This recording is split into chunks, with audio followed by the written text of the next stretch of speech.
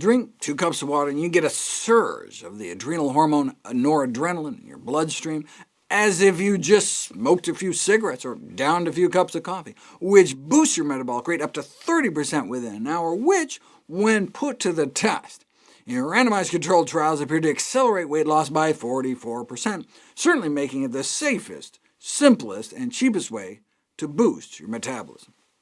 Now, if you're on a beta blocker drug, this entire strategy may fail. Beta blockers are typically prescribed for heart conditions or high blood pressure, and tend to end with the letters LOL, such as atenolol, nadolol, or propranolol, sold as Tenormin, Corgard, or Inderol, respectively. So, for example, if you give people the beta blocker drug metoprolol, sold as low pressure, before they chug their 2 cups of water, the metabolic boost is effectively prevented. This makes sense, since the beta that's being blocked in beta blockers are the beta receptors triggered by noradrenaline. Otherwise, though, the water should work, but what's the best kind of dose type, temperature, and timing?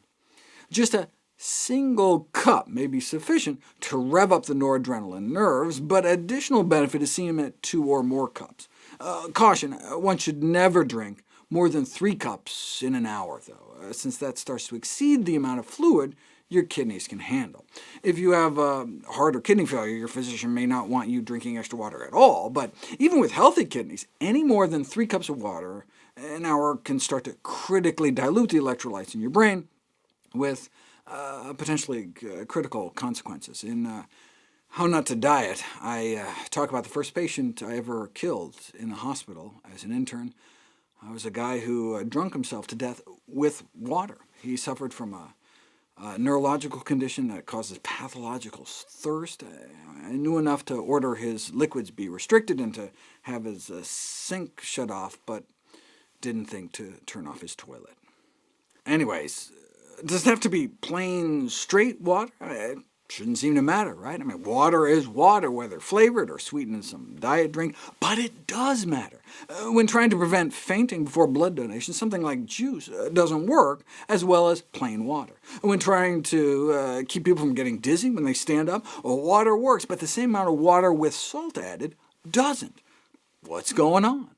We used to think the trigger was stomach distension. When we eat, our body shifts blood flow toward the digestive tract, in part by releasing noradrenaline to pull in blood from our limbs. This has been called the gastrovascular reflex, so drinking water was thought to be just a 0-calorie way of stretching our stomach. But instead, drink 2 cups of saline, basically salt water, and the metabolic boost vanishes, so stomach expansion can explain the water effect. We now realize our body appears to detect osmolarity, the concentration of stuff within a liquid. Covertly slip liquids of different concentrations into people's stomachs with a feeding tube, and you can demonstrate this by monitoring sweat production, which is kind of a proxy for noradrenaline release. This may be a spinal reflex, as it's preserved in quadriplegics, or picked up by the liver, as we see less noradrenaline release in liver transplant patients who've had their liver nerves severed. Whichever the pathway, our body can tell. Thought we only had 5 senses? The current count is upwards of 33, so maybe the Bruce Willis movie should have been called the 34th sense.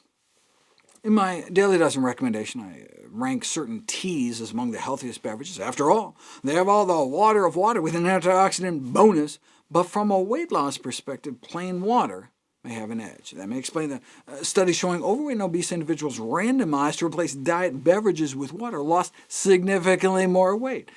This was chalked up to getting rid of all those artificial sweeteners, but maybe instead the diet drinks were too concentrated to offer the same water-induced metabolic boost. Diet soda, tea, has about 10 times the concentration of dissolved substances compared to tap water. So plain water on an empty stomach may be the best. Does the temperature of the water matter? In a journal published by the American Society of Mechanical Engineers, an engineering professor proposed that the secret of a raw food diet for weight loss was the temperature at which the food was served. To bring 2 cups of even just room temperature water up to body temperature, he calculated, the body would have to dip into its fat stores and use up 6,000 calories. So look, just do the math, right? He says a calorie is defined as the amount of energy required to raise 1 gram of water 1 degree Celsius. So since 2 cups of water is about 500 grams, and the difference between room temp and body temp is about a dozen degrees Celsius, 500 times 12 equals 6,000 plus calories needed. Anyone see the mistake? In nutrition, a calorie is actually a kilocalorie, 1,000 times bigger than the same word used in the rest of the sciences. Confusing, right?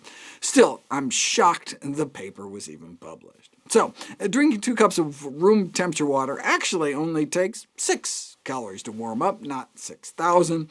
Now, if you were a hummingbird drinking 4 times your body weight in chilling nectar, you could burn up to 2% of your energy reserves warming it up, but it doesn't make as much of a difference for us.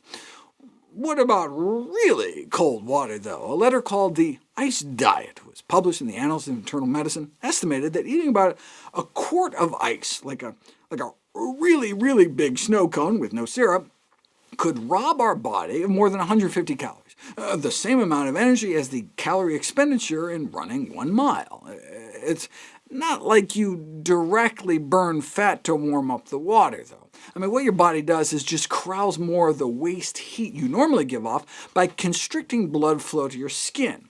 How does it do that? Noradrenaline. If you compare drinking body temperature water to room temperature water to cold water, there's only a significant constriction in blood flow to the skin after the room temp and cold water, and neither the warm or tepid water could boost metabolic rate as much as cold fridge temperature water. So your body does, after all, end up at least indirectly burning off more calories when you drink your water cold. So 2 cups of cold water on an empty stomach a few times a day. Does it matter when?